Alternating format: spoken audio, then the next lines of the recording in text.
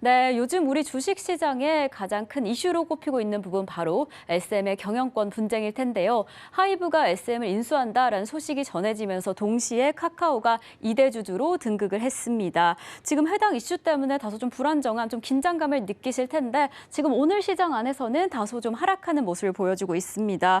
우리 상담자님 매수가가 7만 5천 원입니다. 이 매수가에서 조금 더 기다리셔도 괜찮을까요?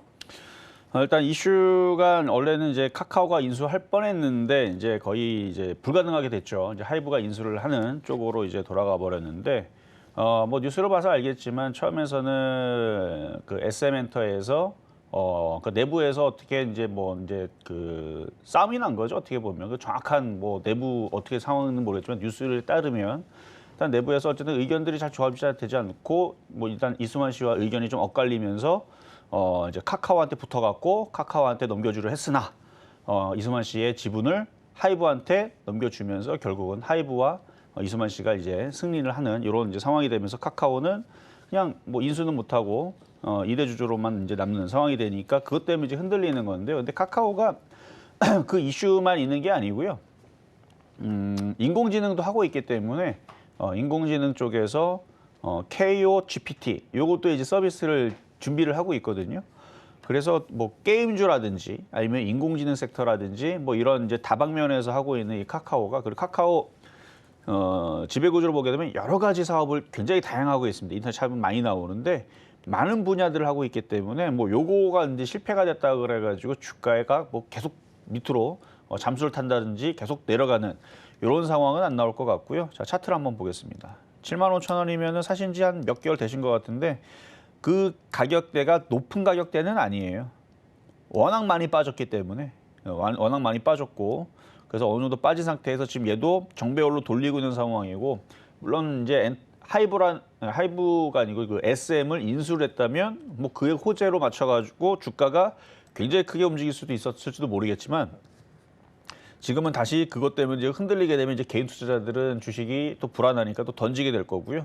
저는 던지기보다는 오히려 흔들 때마다 모아가야 된다고 봅니다. 이 인공지능 이쪽은 앞으로 굉장히 영역들이 넓혀지기 때문에 그리고 하이브가 아니고 카카오가 그 SM을 인수를 못했다고 하더라도 뭐 다른 거를 또 인수를 또 진행을 할 수가 있죠. 물론 SM처럼 이렇게 큰 엔터 쪽에서 4대 기획사라 그러죠. 그 중에 하나의 축을 맡고 있는 SM을 인수를 못한 거는 카카오 입장에서도 굉장히 아쉽겠지만 뭐 그 외에서도 뭐 자기네들이 뭐 돈이 없겠습니까? SM도 뭐 인수를 할 정도면 그래서 만약에 인수에 대한 이슈가 또 다시 뭐 다른 쪽에서 나올 수도 있어요.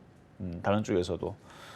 근데 저는 그 이슈보다는 지금 인공지능 쪽으로 계속 영역들을 넓혀가고 있는 중이기 때문에 그래서 어느 정도 조정을 받으면 다시 인공지능 이슈로 다시 뭐 7만 원을 회복을 하고 7만 5천 원을 가지 않을까. 그래서 결국은 그냥 갈 것 같으니까 일단 지금 시장 자체가 오늘 보면은 좀 밀리는 느낌이란 말이에요. 그러니까 2,430까지 제가 오늘은 생각하라 그랬죠. 그러니까 2,400만 안 깨지면 되는 건데 오늘 21선까지 밀릴 수 있는 장이란 말이에요. 오후장에서도. 뭐 내일도 마찬가지입니다. 계속 밀릴 수 있어요.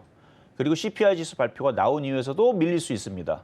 그러니까 밀릴 수 있다라고 얘기하는 거는 우리가 어느 정도 예상을 하고 이게 하락장이 아니니까 밀렸다가 그러면 다시 올라갈 거를 생각해야죠. 그러니까 밀리면 밀리는 대로 막 무턱대고 사지 말고요. 밀리는 것까지 계속 확인을 하다가 카카오가 어느 정도 밀렸는데 예를 들어서 뭐 세게 밀리면 정말 세게 밀리면 5만 4천 원까지 봅니다만 이건 정말 세게 밀릴 때 얘기인 거예요.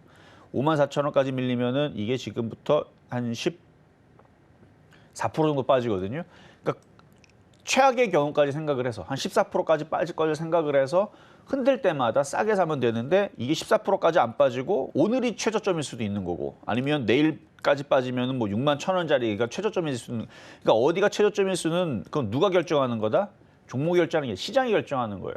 갑자기 어느 날 미국 시장이 10%가 급등을 해요. 나스닥이 10% 폭등을 합니다. 아니면 우리나라 시장에 코스피가 10% 폭등해요. 전 종목이 다 상한가를 가요. 그러면 얘가 내려오겠어요? 절대로 안 내려오죠. 그러니까 우리나라 코스피가 뭐 10% 폭등할 일은 없겠고 뭐 코스닥도 마찬가지겠지만 뭐 단 뭐 2%든 3%든 코스닥이 어느 날 2% 폭등한다, 3% 폭등을 한다. 그러면 그때 사셔도 되고 코스피가 가든 어쨌든 코스피랑 코스닥이랑 어느 날 갑자기 2% 이상 강세를 준다, 3% 이상 폭등을 한다. 그러면 그때는 저점 매수는 무슨 저점 매수입니까? 그냥 사야지. 그래서 코스피랑 코스닥이 어느 날 강하게 장대 양봉을 그리면서 올라가는 그날은 그냥 사시면 되고 지금처럼 흘러내릴 때는 그래 며칠 더 빠질 수도 있겠구나 생각으로 그냥 흔들 때마다 저점 매수 더 하시면 돼요. 그래서 어느 정도 빠지면 다시 반등을 주면은 75,000원, 8만 원은 다시 도달할 수 있을 것 같다라는 말씀 드리도록 하겠습니다. 좋아요, 구독.